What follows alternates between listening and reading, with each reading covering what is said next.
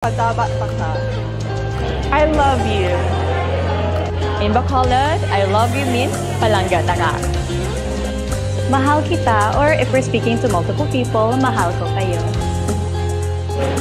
Ay, ayatan ka. Palangga ka o higugmata ka. Mahal kita. Ang Bisaya sa I love you kay gihigugma ka na ko. Gihigugmati ka. Mahal kita. Gihigugmati ka. Mahal kita.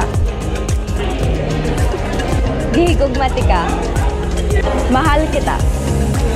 Gihigugmati ka. The most common one in general would be in Bisaya, which is Gihigugmati ka.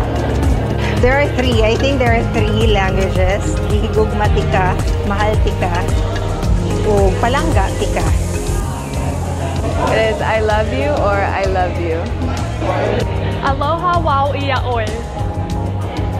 We say, I love you or palangga taka in Hiligaynon. We say, gihigugmati ka, or I gugma you.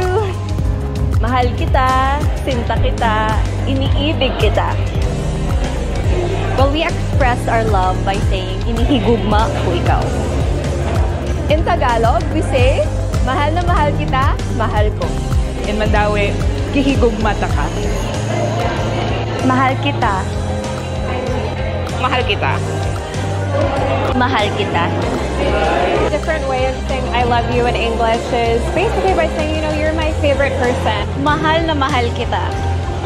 It could be mahal kita or iniibig kita. Maran ko rin ah. Ginahigugma takaw. Kaluguran da ka.